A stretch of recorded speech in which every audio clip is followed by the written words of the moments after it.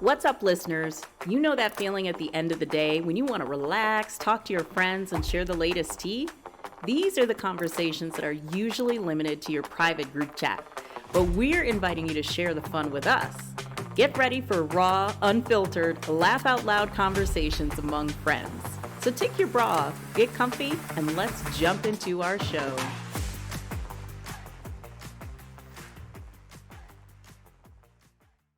Okay, we're gonna start. And the boys will love it. Bras off. Oh my gosh, here we are again. Hey. Hi. So I want to start with a little story because it has a lot to do with where we're sitting right now. And this is inside a Vegas content studio. And Taylor's on the ones and twos behind the computer. What up, Taylor? But the other person I want to talk about is Chris, who's the owner of the content studio. And today is his birthday. Yay! So happy birthday, Chris. He's 21 again. Yes. But the reason I tell this story is because today's topic is about settling, and we absolutely did not settle coming to Vegas Content Studio. And I think when we came here and did the tours, we had what felt like 150 tours set up at different content studios because we knew we wanted to level up bras off a little bit. And this was the first place we went. And immediately the feeling was like family, fun, professionalism, all the spaces looked amazing, and we could see it. Mm-hmm. And so it felt great because I think in this topic that we're talking about today with settling, there's something about when we ignore that voice that tells us this is it or this is the right thing to do. But in this case, we did not. So not only did we not settle, we love our podcast studio home. We love Vegas Content Studio, and we're wishing Chris a very happy birthday. Yay! Happy birthday, Chris! All right. So another cool thing that we're doing this week is we have a baddie of the week. Woo! Hey, girl.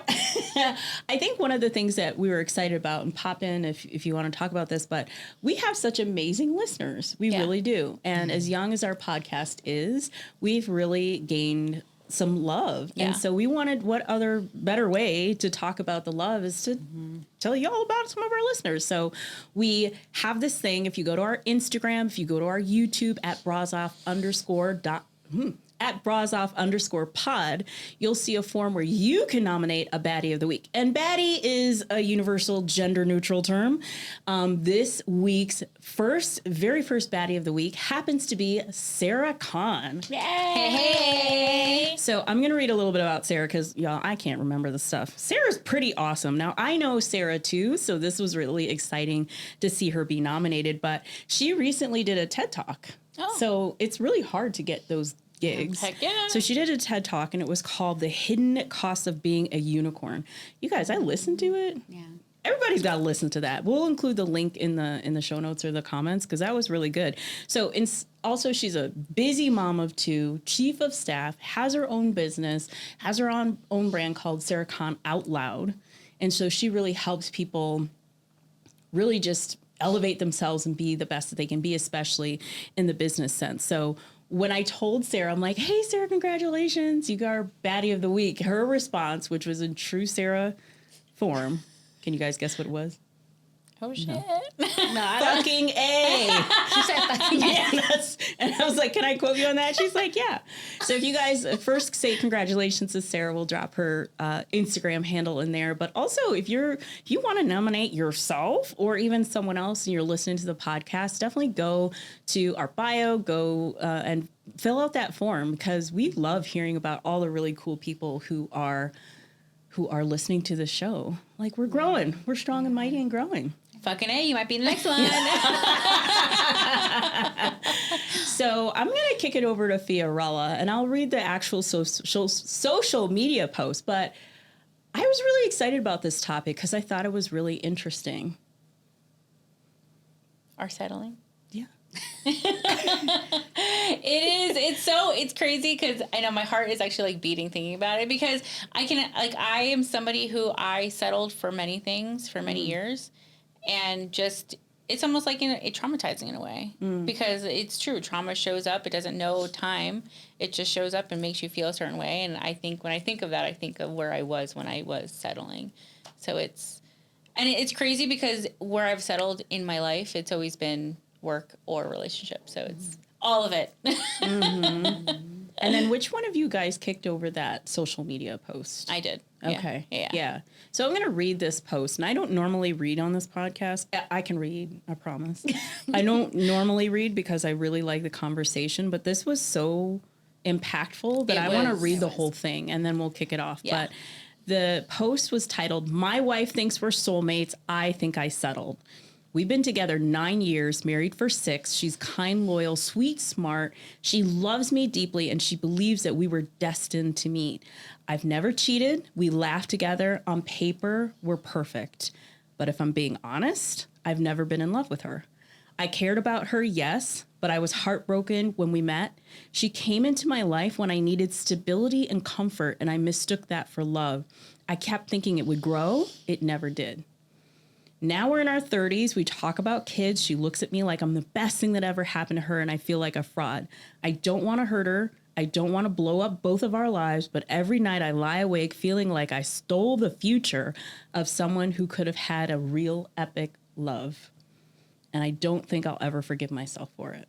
First of all, damn, you put that on social, but okay. I mean, in my head, I'm like, did you block your wife? I think she knows now. So bad. That's so bad.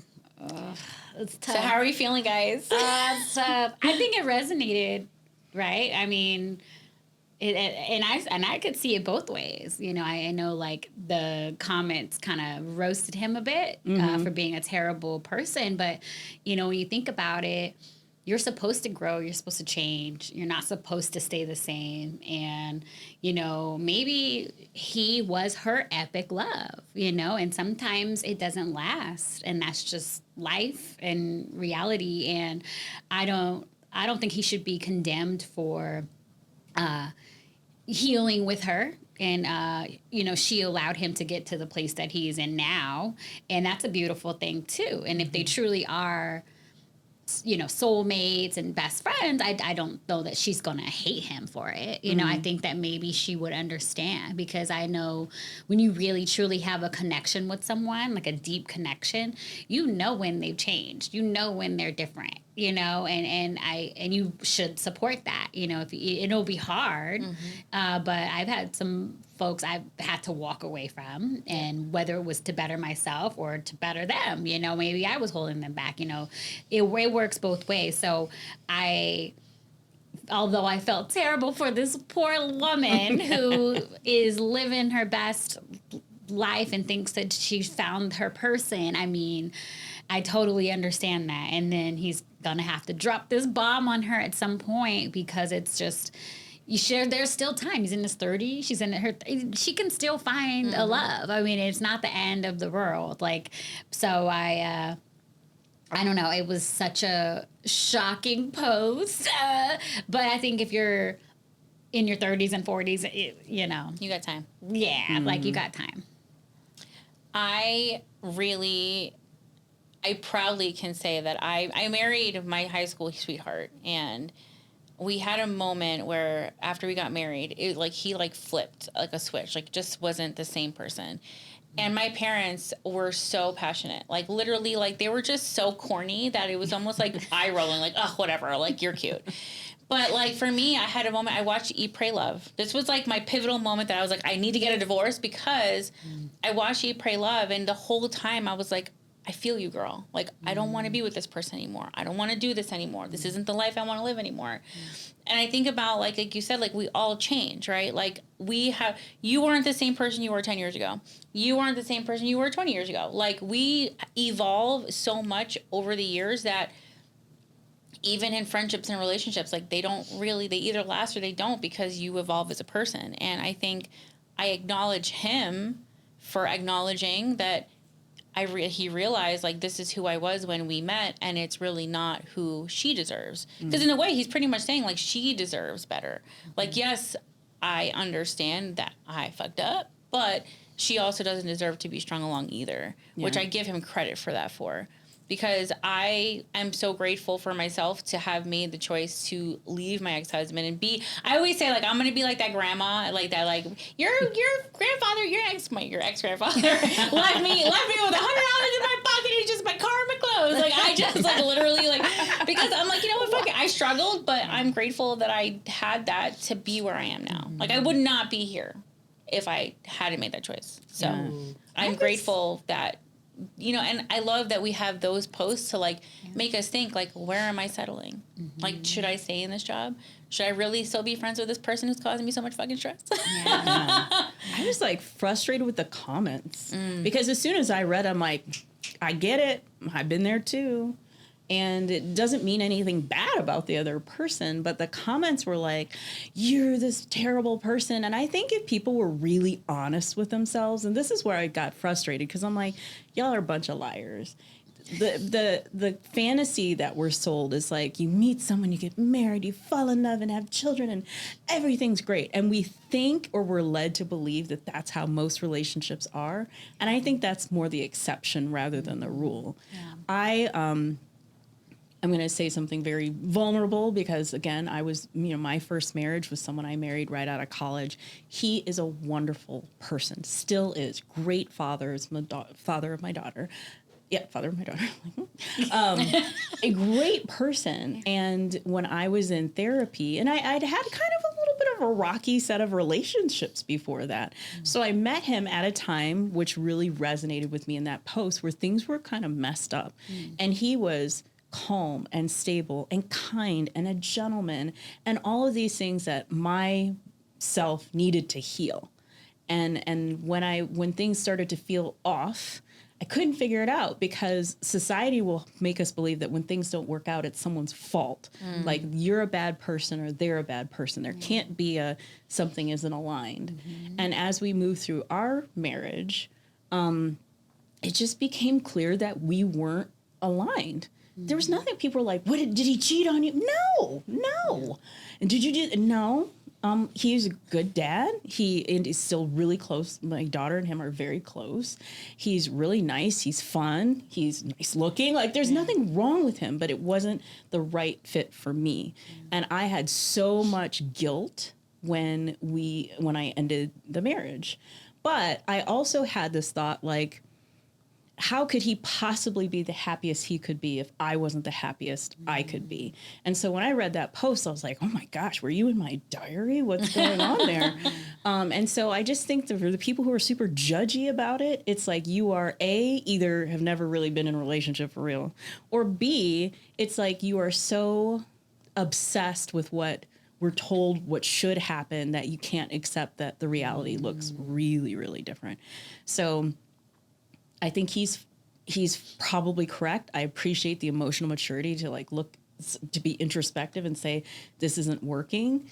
And I don't think he's selfish. I don't think she's delusional. I don't think any of those things. It's like sometimes people work. You know, my mom would always have the people are in your life for a reason, season, or lifetime. And I would never trade any of the experience of my marriage for anything. Nope. I have an awesome daughter. I had a great friendship. There are so many memories that I share with this individual, and those were all positive things. And they also weren't the person for the next chapter of my life, and I wasn't for them because he's happily remarried, 2 other additional cute kids, a really great wife. Like, there's nothing wrong with that. Sometimes shit happens. Yeah. And I think all those people in the comments, I think they're all just projecting. Yeah, they're all super like they might be the other person in a relationship realizing like, why are you shouting out my life right now?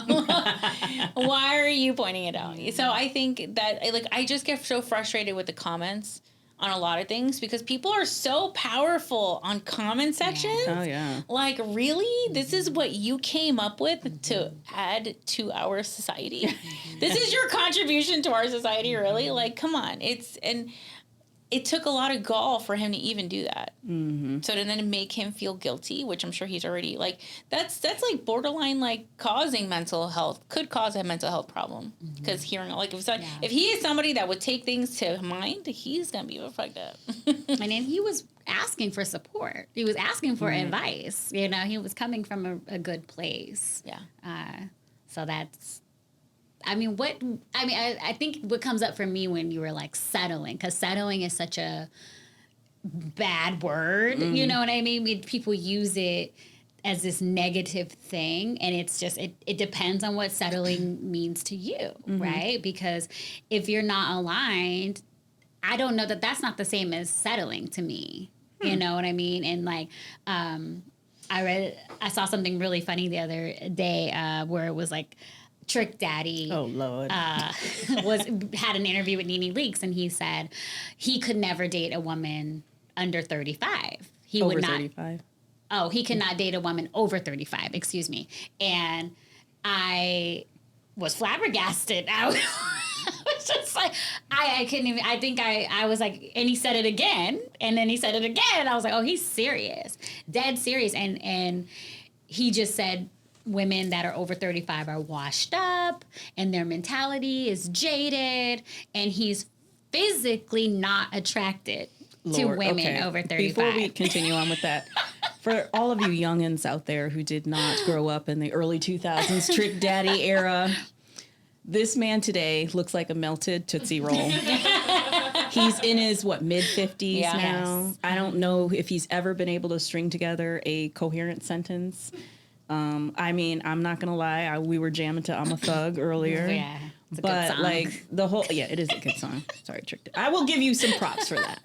But like, come on, man. I mean, part of me is like, is that really when you're right. Defining the word settling is important because when people say settle, I kind of think of it as here's where I know I can be. And for whatever reason, I'm making decisions that don't align with that.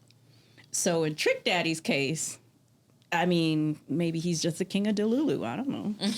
I don't know what he thinks. The comments on that were hilarious. I'm almost even curious. I mean, is he still making enough money to even be worth going after? Care how No. much money he's making. Absolutely not. There's not enough money. There's not enough money to have that man being next to me. Hell no. Sorry. You have to think of, So I have a child who's 20, and if she brought anyone, I don't care. He could have been the king of Zamunda. I don't care. No. Absolutely Hell not. to the no. And he's talking about their damage. Dude. Oh my for God. real? I can't even. So when he's talking about settling, I don't know if I would use that word. Because I don't know. I'm not being very articulate, but because I'm just disgusted. He believes that he deserves a woman under 35. That's what he feels he deserves. And okay. I mean, sure. If he thinks that women under 35 want him and he can get them. Oh, he can get something. But you know what? He can also get one of those AI bots. That's perfect for him. Never be over than 35. If he either gets that or anybody 35 and younger who does go for him, they are going to have major daddy issues. Issues, and they probably If their think daddy he has was money. incarcerated and a drug addict or whatever. Sorry, I don't know anything about his background, but I'm just like, gross. I mean, it's just not a win. I don't feel like it's a win for any not at woman all. no. But I think for me, it's always been so interesting because I've dated guys that I thought were fantastic, and I've had people point out, I think you're settling with them. And I'm like, what? And then I've dated guys that are handsome and got fancy jobs and stuff. And they're like, oh my gosh, I can't believe you're with him. Like, wow. And I'm like, yeah. And they're like, and I'm over here like, I'm not even having a good time. Like, this sucks. This is the worst relationship ever. And everybody thinks that I'm just so happy and should be feel so lucky and be so proud. And so it's just interesting because some women think they settle because a man isn't over 6 feet, or he doesn't make six figures, or he, drives a shitty car, or, it depends on what settling means to you. Yeah. And I think there's so much conversation now around high value men and high value women. And I just hate it. It's like it's just overdone. Like I'm tired of the phrase. You know, it's settling is so much more than like Yes. relationships. Yes, Because I feel like the relationships are almost like a symptom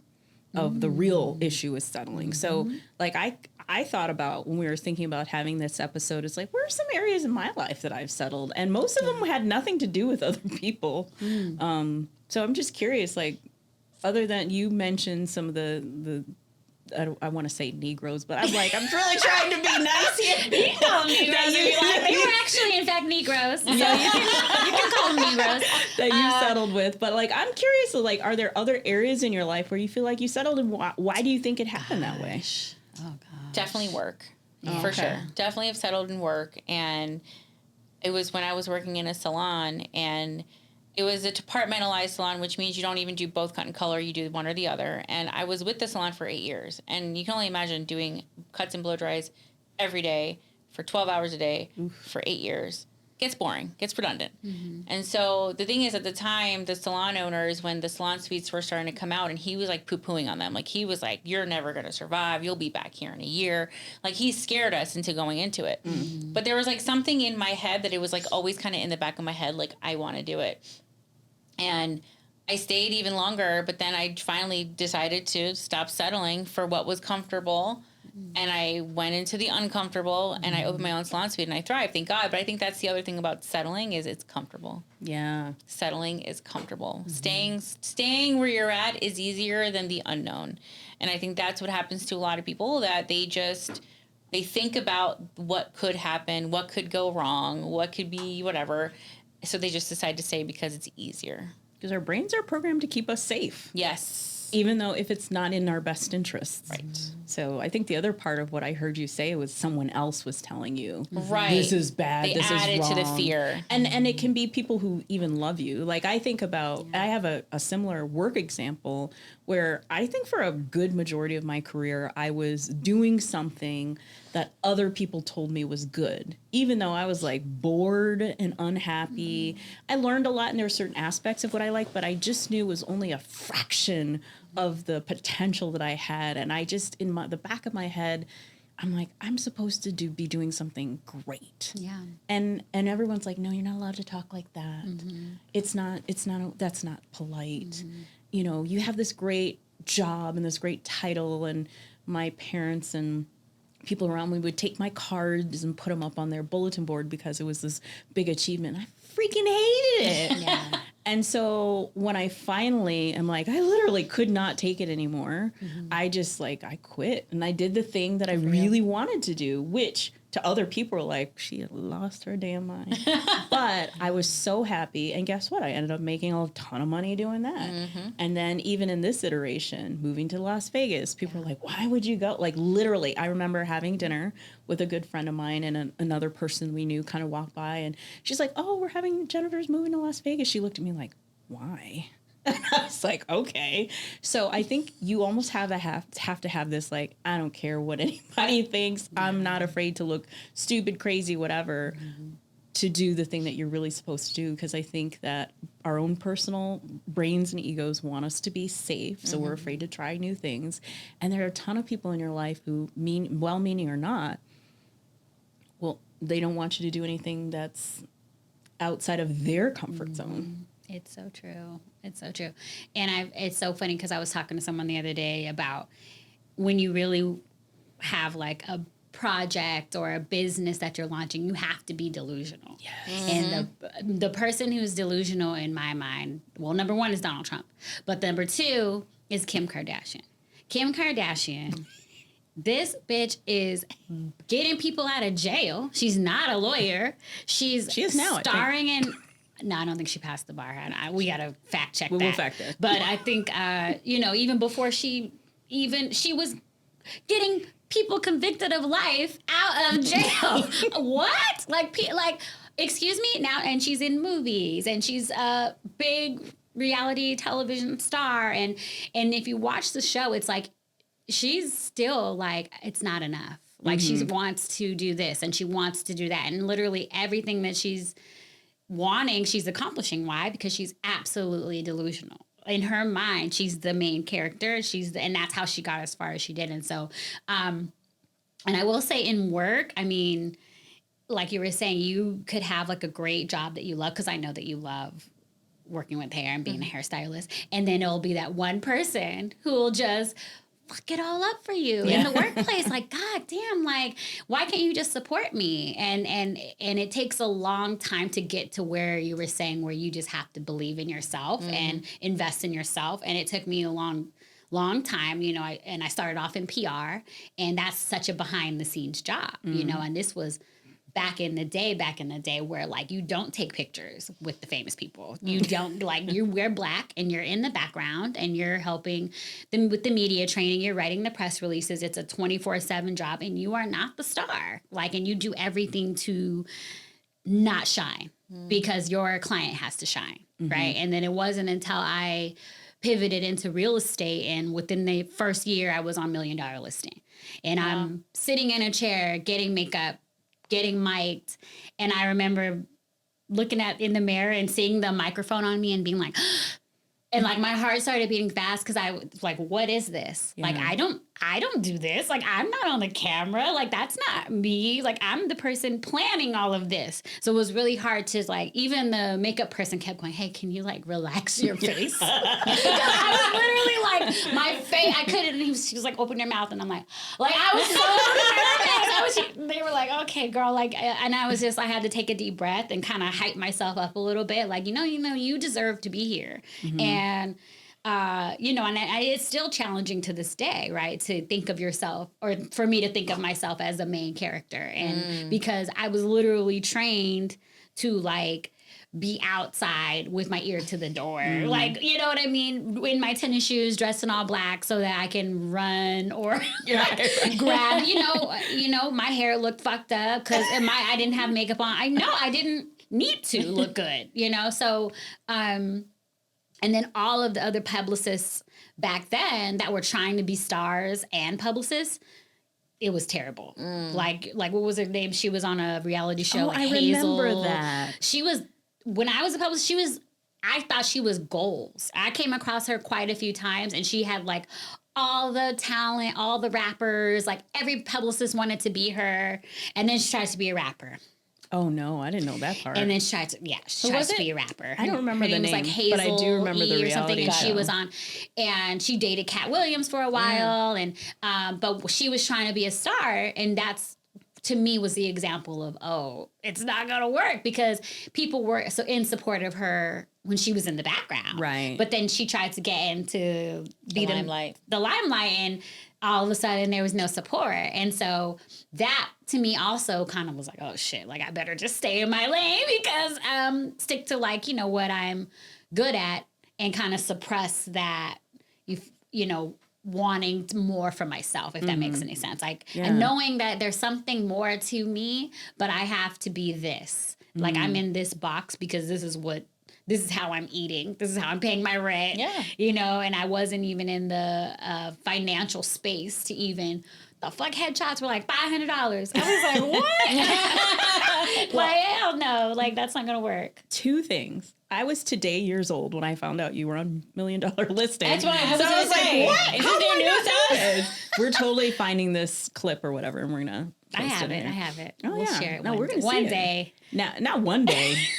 This day. You're about to get YouTube real quick. I know, right? The internet, you guys are going to find it and DM it to us. Is gosh. what's going to happen. So the second thing is, I totally appreciate what you're saying, and I'm just curious. Like, do you all think today, now that we're, you know, seasoned, knowledgeable ladies, Right. do you think there's parts of your life where you're still settling? And then how do you get out of it? Because we know it's like our internal feelings make a difference. How our brain works make a difference. Our influences make a difference. How do you get out of that not settling groove? I'm definitely trying to get out of a stump I'm in, because I'm not necessarily set. Well, I don't know. You correct me if I'm wrong. I'm rebuilding my business here in Vegas, and obviously it's not going to go overnight. So until that happens, I'm playing housewife. But, like, in a sense, if you think about it, like, I'm really comfortable playing housewife, you know, getting the gigs when I get them. Like, I'm not really pushing too hard, you know. So in my head, I'm like, I am settling because I'm not working as hard as I could be working. to grow here. When I could be scheduling more content days, I could be scheduling, you know, whatever giveaways, like doing more content, going live on whatever platform, you know what I mean? But I'm not. I'm cleaning, I'm cooking, I'm laundrying, you know, so that's where in my head I'm like, I'm definitely in that department right now. I'm settling for sure. Do you think you're settling, or do you think there's more to you? Or do you think it's like, I'm using this as a crutch because the other stuff is scarier, I don't want to do it? It's a lot of work. And this one, you know what it is? It's more because, especially like for me, like for this business, I need to get out there and meet more people and like go on Instagram and DM random people to get the content days I have models to work on. Where in Florida, like I knew so many people that I could just text somebody and be like, hey, are you available tomorrow?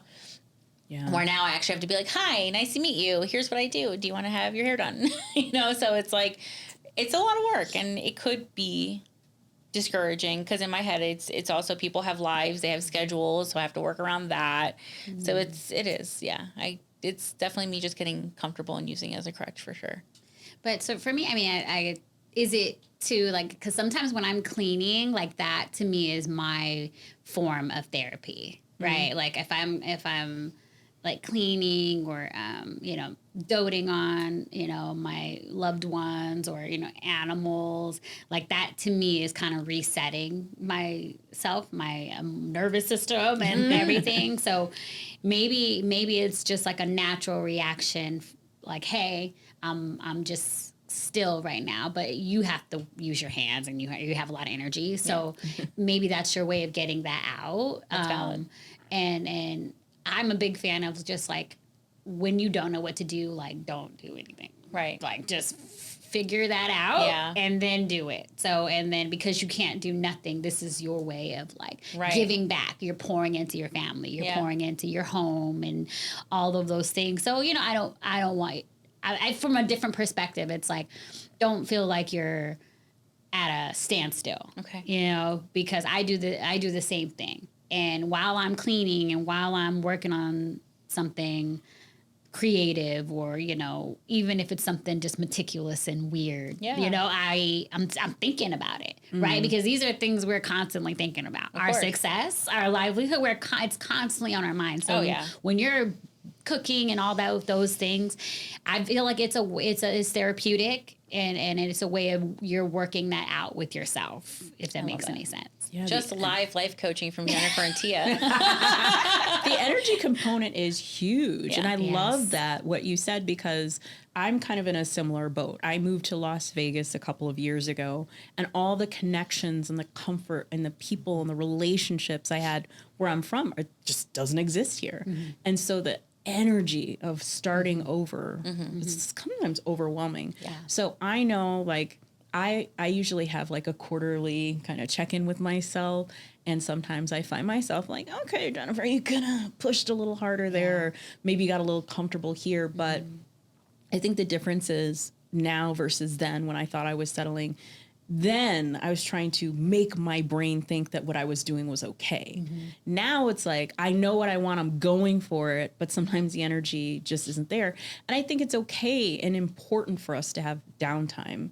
So have you guys ever read Rest is Revolution? Shoot. Revolution is Rest? No. Revolution. I don't know. This I'm gonna sound stupid, but No, it's okay. Rest is Resistance. That's the name of it. It's a book. No. And she does not sound stupid. She was just having a brain fart. Brain fart. The author has this organization called the Rest Ministry, the Sleep Ministry, whatever. Oh, wow. But it's a lot about this whole concept of needing to feel productive all the time. And what I found is, like, I am most productive when I have more downtime. So now, I always jokingly say I don't really have a job. I don't have a real job. But I have a lot of things that I do that bring in money. And then I have things that I do that don't bring in a dime, but I love it and I do it anyway. And what I have found is, like, I'm no longer working 8 to 5, 9 to 5, whatever. But I still, and I'm doing things what other people would consider part-time. But when I'm in it, I'm so focused and in it, I'm so good. I'm like, I'm at my peak. So it's like, I don't necessarily have to have 40 hours a week of this productiveness in order to be actually productive and impactful. So this whole concept of settling, it's like, no, it's not so much about the hours. It's more about the mindset, to me anyway. Sure. Yeah. So it's like, I know that there are things that I want to do and I'm working towards them. They're not happening at this like blustering pace that I used to keep in my 20s and 30s because everyone told me, you got to do this, you got to do this. I don't care about the timeline anymore. I care more about how I get there and how it feels and how good, like how much I can be me. Because when I'm me, watch out. Like, I toot my own horn a little bit. I'm good. And so when I get that rest time and I get the brain power and the energy and the burst, it like comes together in the most epic way. So wife it up, girl. Okay. Enjoy that. I'll keep making dinners. It doesn't take away from the fact Coming that over. like you're badass. Like I always say you guys downplay your strengths so much. You guys are like, there's some badass women in this room. Thanks, Who yeah. are Thank you, listening, Jennifer. and some dudes too, but you're all right. You guys are right. Thanks for helping out. Oh no, I think it's so important too that we're all feeling the same way about Las Vegas. Like it's not this type of moving and shaking city that I thought it was going to be either. Like LA, so much more opportunities to meet and connect with people, and then everybody is a little bit more supportive and helpful. New York, same way. New York, my first trip to New York is the reason why I got into PR. A stranger in a club talked to me for 5 minutes and was like, I had just graduated college, and asked me what I was doing with my life. And I was like, I don't know. I guess I'm going to teach. Like, I didn't know. I was an English major. What the fuck do you do with that? I was like, I'm either going to write a book and teach, I guess, or go to law school or something. And so this person just said, no, you need to be a publicist. Do you know what that is? And I was like, not really. And then he told me a little bit about it and said, as soon as you get back to LA, call this firm, get an internship. This is the #1 firm in New York. They just launched an office in LA. And I literally did exactly what this man told me to do. Wow. What's his name? I don't even know. I was drunk at somebody's table. I'm gonna be very honest with you. I was like 20. I was 22. Like I was just like being a bottle rat. Like, and this man, Not the bottle rat. and he straight up was giving me life advice, and I think at the time I was like pissed because I'm trying to have fun, and this guy is trying to like talk me up the ledge and give me all these, and so I'm just sitting there like, I'm like, and this is before like smartphones. That's how old I am. So it wasn't like I could like Google it Were you or on your whatever. BlackBerry? I wrote it on a napkin. I wrote the name of the firm on a napkin and I put it in my Wow. purse. Seriously, because if you had to do it with the flip phone, it's like beep beep beep beep beep beep beep beep beep. The T3. beep, beep, beep. Yeah, I was so ridiculous. I probably didn't even have my phone. That's how my 20s were. It was all a blur. I probably left my phone in the apartment or something. So this is why you don't settle, because you're not the same person you were a while ago. You're a better Thank God. person today. I always like to play the game. What would happen? Like not looking back, because I think looking back, there's a danger in that where we're like, oh, I wish I would have done this. I wish, because all the things that happened in our past make us these cool people that we are today. But I always like to play a game with myself. And this is actually how I get myself motivated and how I plan my years, my quarters and everything. It's like, if I was the baddest fill in the blank person, Jennifer, I could be, what would that look like? And I'm just like, So then I'm like, well, and it's not just like, oh, I would have yachts. No, it would be like, I'm really respected. And I hope your sister doesn't mind. We played that game once. Oh, yeah? Yeah. So her sister and I used to be roommates back in the day. So she's also a wonderful entrepreneur, and I've learned so much from her. But I would play that game like, if there were no limits, if there was nothing holding me back, what would I do? And so let's play that game. Let's oh my play God, it. that's terrifying. I know. But y'all were prepped. You were prepped in the episode. My heart is like, That's the so hot scary. seat. Yeah, but It like is. that, I think that's the kind of thinking that you need. So Yeah, because that's true. really all those things that hold us back, the fears or whatever, that's the settling part. That's the, when I say ego, like in the, I don't know, metaphysical sense, if that's the right word, that holds you back is all those things that we think we can't do. But the reality is, just like Delulu Kim K, Yeah. it's like everybody tells her she has no talent, that she's not smart. that she's fake, all this other stuff. Yet It's true. she keeps doing the damn thing. She does. And I can't knock that. So let's play the game. Okay. Who's going first? Put your most delusional, badass Tia, badass Fiorella hat on. Badass Jennifer.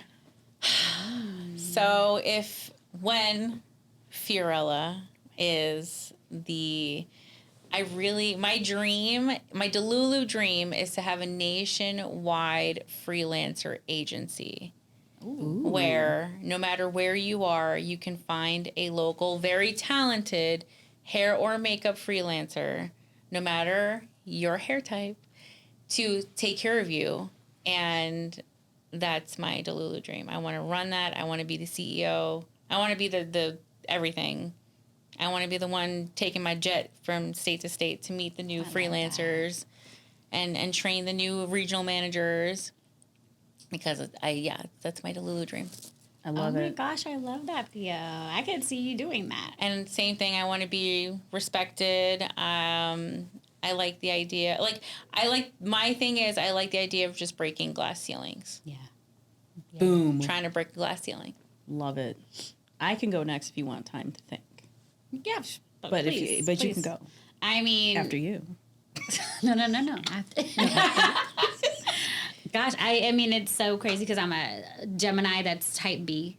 So every day I want to be something different. But, so, a big part of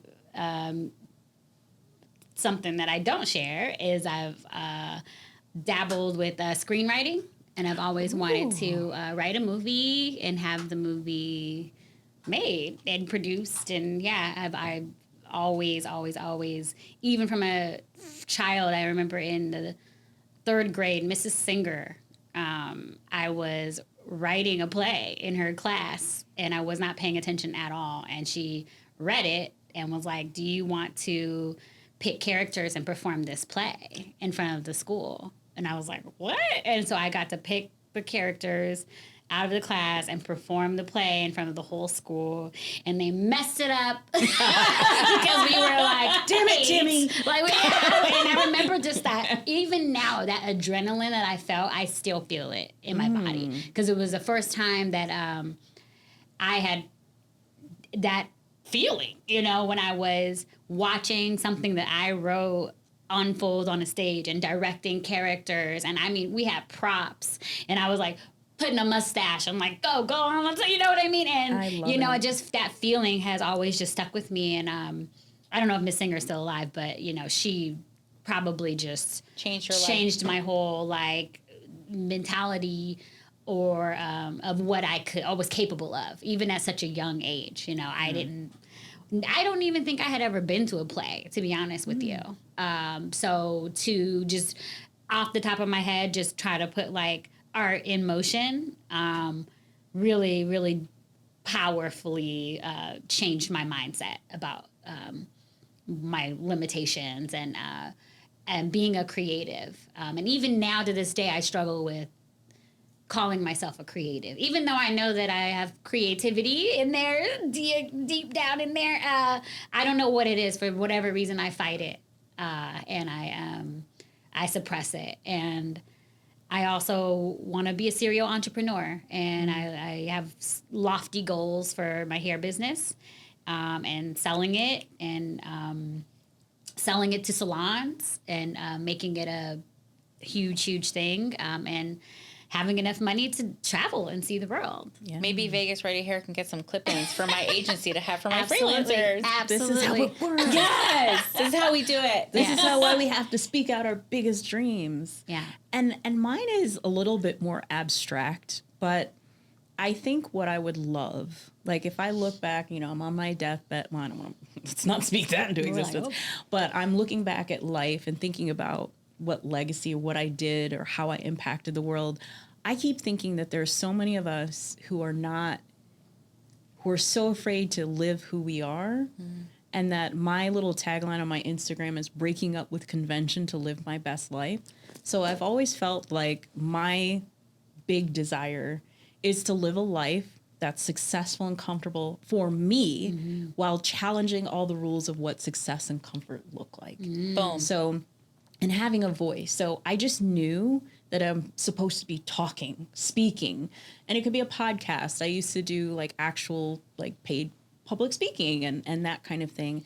And I love it because there's something energizing about having a conversation with someone. And it could be one-on-one. It could be in this setting. It could be with 700 people in the audience. To me, it still feels like a conversation. And the things that I want to share with people is all those rules we were told. You have to get married and have a house and have 2.5 kids and live in the United States. If you're in the US, you have to do this, you have to do that. This is what success looks like. And that's just not true. So you have all these millions of people working towards this thing that they don't even want or like. And I want to show people because I think when there are examples like the Kim K's or whatever, everyone's, oh, it's because they're rich or, oh, it's because they're this. It's like, no, well, let's take a normal person off the street and show you that that's not what your life has to be. Nope. I'm still here. I should technically, by the rules of society, I should be homeless and, you know, in some scraps and whatever. But somehow I'm feeling great. You know, I've been traveling. Great too, girl. I've been traveling more than I've ever traveled. I've done this thing and, you know, I don't have a traditional W-2 job and I freaking love it. And so it's like, why not use my voice if my desire in life is to show people that they can just really live. Yes. And like, what would life be like? And I always ask people that question. If you were like at 100% of your capacity, I'm going to age myself. Do you guys remember the movie Powder? Yeah. Okay. So y'all look it up if you don't know it. You say powder? Powder. Yes. So it's like a kind of a depressing little very sci-fi sad. movie Very sad. about this kid who's like very pale Yeah. and he uses like more percentage of his brain than anyone else and he has all these powers. So I always think like, what if instead of the 10% of your brain, you're using like 80, 90%? Like, what would life look like? What rules would you break? What would you not follow? And that's to me what I think about not settling. It's like, forget everything everyone's telling you and all the stuff that you shouldn't do. Just do the damn thing. Like, we're going to go to your play. I'm going to be in, you know, traveling somewhere in the world and I'm going to be like, let me look at Fiorella's company and find someone to do my hair and makeup. And I think those things are all possible. Absolutely. Yeah. We just need to believe. That's It's right. true. It's so true. Listen, if your gut says, listen, it's either if you're told or you're thinking about whether you're going to do something or not. If your gut says hell, if it's not a hell yes, it's a no. That's what I'm trying to say. Sorry, guys. If it's not a hell yes, it's a no. And I think that like you were even touching on, like a lot of people suppress the emotion or the yes or the no of whether or not they want to do something. That's like your body's literally telling you to do it or not. So why are you ignoring that? So stop ignoring. I'm gonna get on my Christian thing here. No, one of my friends who's a really amazing coach, she's just said, God does not put dreams in your heart that he doesn't have the power to fulfill. Amen. So it's like, if there's the one weird, crazy big thing you've always thought of, you can totally do it because it just doesn't go in there by accident. So those things like trusting your gut, trusting your instincts when everything in your life says is totally wrong, just ignore it. Yeah. Do the thing. Do the damn thing. And maybe, no, you know, almost has me thinking back about Trick Daddy. I'm trying to erase him from my memories. I just can't unsee a melted Tootsie Roll. So I mean, who am I to judge? In his mind, this man's like, I'm supposed to be with someone who's forever 21.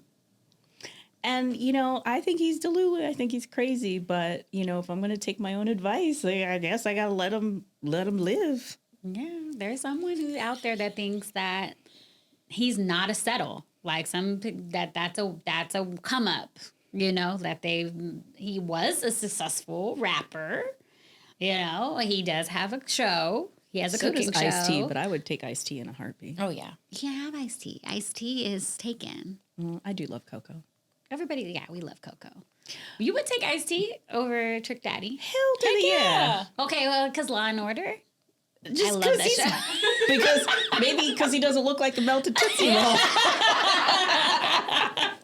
I feel like Iced Tea would like slap me around. I don't know. I mean, if you like it. I mean, if that's how you don't settle, go for it, girl. Like so good and all inspirational. Now we're like, yes, Take it, back girl.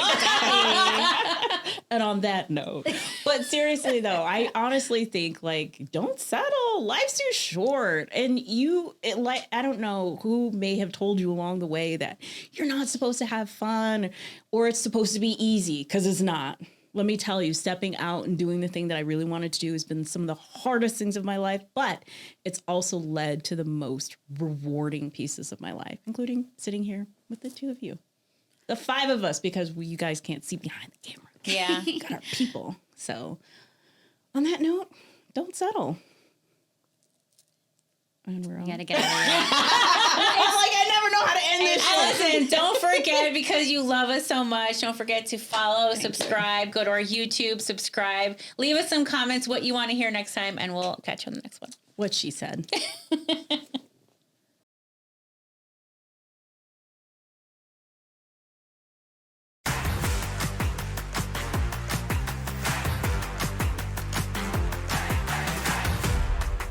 Thanks for listening to Bras Off. Did you love it? If you did, go to brasoffpod.com to join our community of baddies dedicated to bold conversations, dynamic learning, and unforgettable connections. Until next time.